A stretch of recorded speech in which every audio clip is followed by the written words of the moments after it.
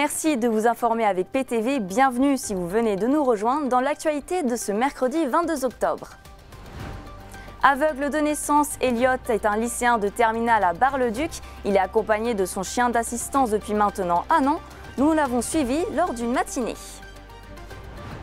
Elles ont traversé les époques. Nous vous proposons de découvrir en profondeur les halles de Chaumont, patrimoine emblématique de la ville. Journée porte ouverte pour l'entreprise LG Bâti Réno le premier week-end d'octobre. L'occasion de découvrir leur nouvelle gamme de produits, un tout nouveau showroom pour accueillir plus de clients. Un bel élan de solidarité au lycée Poincaré de Bar-le-Duc. Une trentaine de lycéens ont été décorés de la médaille nationale du mérite après avoir vendu des livres auprès d'une association. Un point rapide sur la météo à présent. La pluie reste bien présente ce mercredi sur l'ensemble de nos départements. Les averses seront continues sous un ciel gris. Les températures, quant à elles, restent douces pour la saison et seront comprises entre 12 et 18 degrés. Elliot est aveugle de naissance. Cet élève de terminale au lycée Raymond Poincaré de Bar-le-Duc est accompagné depuis maintenant un an d'un chien d'assistance qui le guide partout, y compris dans les salles de classe. L'établissement a mis en place des initiatives pour lui faciliter sa scolarité. Léo Martin l'a suivi durant toute une matinée entre les cours et la récréation. C'est devenu une habitude pour ses élèves, mais c'est un quotidien pour Elliot. Dès l'entrée du lycée, il est accompagné par Tropique, son chien d'assistance. En fait, je rentre quelques minutes après la sonnerie. Et puis je vais jusqu'à mon bâtiment de cours en fait. Oui, en fait, il reconnaît et moi je lui donne des ordres aussi pour lui indiquer dans quelle direction il faut aller. Aller à gauche et en avant. Il en bénéficie depuis un an. Pour l'accompagner, l'établissement a même installé un lieu pour qu'il puisse s'occuper de Tropique. Avant, j'avais une canne blanche, voilà. Donc avec laquelle je me déplaçais en balayant le sol à ma droite et à ma gauche en fait. Donc là la différence c'est que c'est beaucoup plus confortable que de balayer une canne parce que là c'est le chien qui va détecter les obstacles à ma place et qui va me mettre en sécurité. Et ça fait qu'on est beaucoup plus libre et c'est plus agréable de marcher quoi. Mais avant de trouver le chien qui lui correspondait, il a dû passer par l'étape des sélections. Donc on fait un stage de 3 semaines. Dans les 2 premiers jours, les éducateurs canins nous proposent plusieurs chiens qu'on va faire travailler sur différents parcours, en ville, à la campagne, etc., sur différents trajets. Nous, on va devoir dire quel chien on a préféré, pourquoi pas celui-là. Ensuite, il va y avoir des éliminations, en fait, des choix. Et au bout du 3e jour, les éducateurs vont nous remettre le chien dont ils ont décidé que ce serait le nôtre en fonction de nos caractéristiques, de notre vitesse de marche, de la correspondance entre le chien et le maître. Tropique est même considéré comme un élève à part entière du lycée. Et en amont, on a eu un petit document de l'association qui nous a permis en fait d'informer les élèves de l'établissement comment ils devaient réagir quand il y avait le chien, donc interdiction de le toucher quand il a son harnais, faire attention et puis leur expliquer aussi aux élèves de la classe d'Elliot que le chien serait là en cours et Tropique a pris sa place comme un élève lambda en fait. Voilà, il n'y a pas eu de souci de l'accueil de Tropique. On avait même proposé à Elliot s'il y avait besoin pendant le bac de ramener une petite gamelle d'eau, voilà, parce que Tropique passe son bac aussi. Lors des cours, la difficulté pour Elliot est de devoir écrire ce qu'il y a marqué sur le tableau. Alors soit ses camarades, soit le professeur lui dicte les leçons. Il peut également prendre des notes grâce à un outil particulier. C'est des combinaisons de touches qui correspondent à des lettres. Et selon si j'appuie sur telle touche ou telle touche, ça fait des lettres. Par exemple, si j'appuie sur ce qu'on appelle le point 1, ça fait un A, etc. etc. Et c'est plein de combinaisons comme ça. Et ensuite, ça s'affiche dans ce qu'on appelle la plage braille qui est en dessous, où je lis ce que j'ai pu écrire. Alors en fait, une fois que j'écris, je l'enregistre et ça fait un fichier texte ou Word classique comme sur un ordinateur. Et ensuite, je peux le mettre où je veux. Voilà. Cette année, Elliot a 15 de moyenne générale et est considéré comme un élève modèle par ses professeurs. À l'avenir, il aimerait continuer ses études et aller à Sciences Po pour y étudier la géopolitique. Pour son premier match de la saison, le CVB 52 s'est incliné 3-7-1 face au Plessis-Robinson ce mardi soir. Les Chaumontais avaient pourtant parfaitement lancé la rencontre en remportant le premier set, mais la dynamique s'est ensuite inversée. Plus solide au bloc et mieux organisé, les Franciliens ont pris l'ascendant pour remporter les 3 manches suivantes. Après une préparation estivale compliquée et un effectif encore en rodage, les hommes de Silvano Brandi devront rapidement réagir.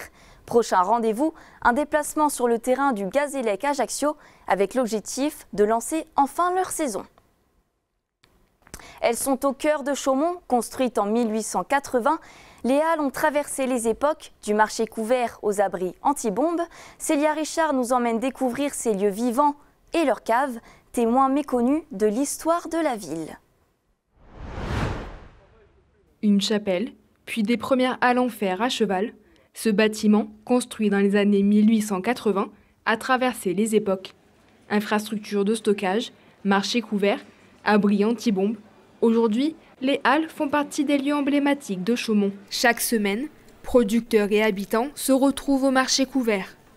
Entre étals colorés et discussions animées, le lieu conserve son rôle central dans la vie du cœur de la ville. Son architecture métallique et ses voûtes caractéristiques du 19e siècle permettent aux halles de Chaumont de s'imposer et continuer de séduire les habitants. Ce lieu est devenu au fil des années synonyme de rencontres et d'événements. C'est très important, c'est pour ça aussi qu'on a essayé de faire des événements autres que le marché. On a mis en place un marché de printemps qui a lieu tous les premiers dimanches du mois de mai. Après, il est souvent loué à des associations. Là, récemment, c'était l'association des 5 Sens qui avait réservé pour mettre en place tout ce qui est un peu brocante, vide-grenier. Il y a eu le salon du geek fin août. C'est vrai qu'il est de plus en plus animé et utilisé par d'autres acteurs que la ville. Donc voilà, c'était important pour nous, surtout que c'est une belle bâtisse. Tout est fait pour accueillir de beaux événements et à chaque fois c'est un franc succès, les gens sont au rendez-vous. Mais sous les pavés du marché, un tout autre lieu se dévoile, les caves des halles. Si ces souterrains ne sont pas accessibles au public, elles renferment cependant bien des histoires. Déjà pendant la guerre, j'ai quelques témoignages qui relatent que lors d'alarmes, de sirènes, certaines personnes se sont rendues dans les caves. Et j'ai des témoignages aussi d'utilisation des caves par les Américains de la base de Smoutier, en bar, un bar américain, et aussi une salle de répétition pour la fanfare municipale. Voilà, c'est quelques exemples que j'ai d'utilisation post-guerre. Une des périodes les plus marquantes pour la ville est la Seconde Guerre mondiale. À l'époque, les caves avaient été utilisées comme abris de défense passive. Aujourd'hui, certains vestiges y sont encore visibles. Donc voilà quelques petites traces encore aussi au niveau de marquage que l'on peut voir. Avec ici un numéro d'alvéole, puisque donc après-guerre on a retiré les cloisons, mais voilà un numéro d'alvéole. Et puis ici, une indication de défense de fumée. Donc ici, un des 2 soupiraux d'origine qui a été transformé en sortie de secours avec une porte étanche. Les dessins sont conservés aux archives départementales et on voit encore le joint. Bon, il a bien vécu, il est fatigué, mais un joint en caoutchouc pour l'étanchéité au gaz. Et ici, toujours pareil, marqué issue de secours. Donc ici, nous nous trouvons au bout des cellules de départ. En 1886, quand les halles ont été terminées, ici se trouvait un mont de charge donc, qui permettait de descendre les denrées invendues dans les caves. Et de l'autre côté, on avait un accès piéton avec des escaliers. Alors ces 2 entrées ont été transformées en 1939, donc avec des portes étanches, avec des volants. On va dire que c'était assez maigre comme confort, mais on avait quand même un urinoir qui a été aussi démonté, mais on voit le négatif. Et ici des toilettes. Alors pour 500 personnes, c'est un peu léger, mais je ne pense pas qu'il y ait eu 500 personnes d'un coup. Et de toute façon, ça devait être qu'un abri temporaire en cas de bombardement. Depuis quelques années, des visites ponctuelles sont organisées, notamment dans le cadre des Journées européennes du patrimoine. Le premier week-end d'octobre, c'était journée porte ouverte pour l'entreprise LG Bâti Réno. L'occasion de mettre en avant leurs nouveaux produits, tels que les salles de bain, des poêles à bois ou encore des cuves de récupération d'eau. Plus d'une centaine de personnes étaient présentes. Un public reportage de Léo Martin. Des poêles à bois, des poêles à granulés ou encore des salles de bain. C'est un tout nouveau showroom pour accueillir plus de clients. Le premier week-end d'octobre, l'entreprise LG Bâti Réno a réuni ses partenaires et ses clients pour faire découvrir leur nouvelle gamme de produits. Certains facilitent la rénovation des salles de bain. Ces prestations sont très demandées. On s'occupe de tout, de la plomberie, plâtrerie, les peintures, l'installation des sanitaires, les modifications de plomberie. On est capable de remoderniser intégralement une salle de bain. On a voulu montrer qu'on pouvait, dans un espace très restreint, proposer des solutions extrêmement compactes comme l'aménagement d'une salle de bain sur un espace beaucoup plus spacieux. Mais l'autre produit phare de la saison, c'est le poêle à bois ou à granulés. À l'approche de l'hiver, les demandes explosent. Les poêles à bois et granulés aujourd'hui représentent une bonne partie de notre activité. C'est un complément d'activité sur la rénovation énergétique de la maison, puisque c'est un complément de chauffage qu'on peut apporter à nos clients, et ce qui permet aujourd'hui de faire une réduction du coût de chauffage et de l'énergie dans l'habitat actuel de la maison. Certains modèles peuvent même être utiles pour d'autres fonctions quotidiennes, comme cette cuisinière à bois. Cette journée porte ouverte, c'est aussi l'occasion pour les partenaires de l'entreprise de mettre en avant leurs produits. Ce sont des cuves de traitement des eaux usées qui servent principalement à l'usage d'une habitation pour les domestiques. Et aujourd'hui, on présente deux technologies différentes de cuves. Vous avez les microstations d'épuration que vous avez ici et les filtres compacts que vous avez un peu plus. Depuis plus de 20 ans, l'entreprise réalise des travaux énergétiques pour faire baisser la consommation des foyers.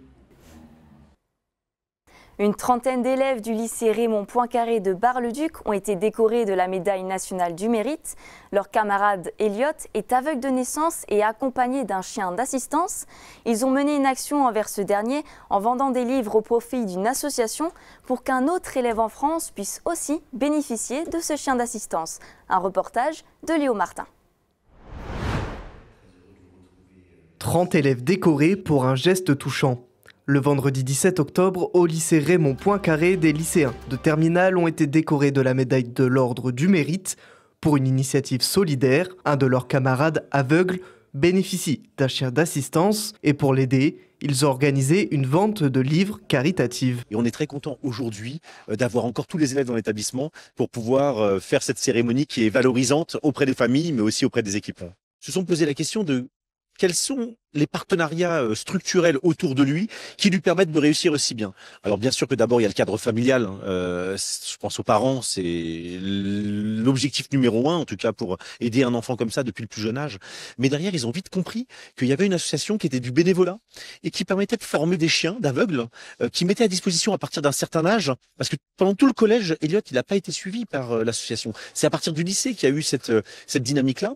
Les fonds récoltés iront à une association afin qu'un autre élève en France puisse bénéficier d'un chien d'assistance.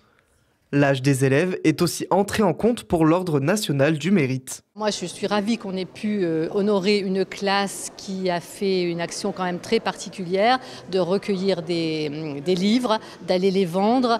Et ils se sont inspirés en fait de l'histoire d'un élève de leur classe qui a lui eu besoin d'un chien pour aveugle. J'ai eu un petit clin d'œil avec TikTok, etc. Parce que malheureusement aujourd'hui c'est les réseaux sociaux. Donc je pense qu'on n'a pas une vie avec les autres. Quand c'est comme ça, on ne s'occupe pas des autres. Ceux-là se sont mobilisés pour montrer qu'ils étaient capables de faire une action au profit des autres et je trouve ça extraordinaire. Un moment dont se souviendront les élèves pendant des années. C'est aussi l'occasion pour les établissements scolaires de mettre des initiatives comme celle-là en avant. Vous pouvez retrouver toute l'actualité en continu sur notre site internet puissancetélévision.fr et notre application mobile. Dans un instant, je vous propose de revoir l'interview de Alain Jean-Michel Loiseau et Laurent Michel, deux Meusiens en route pour le marathon de New York. Clémentine Coppola les avait reçus sur notre plateau il y a quelques semaines pour nous parler de leur participation à cette course. Mais tout de suite, un point sur la météo.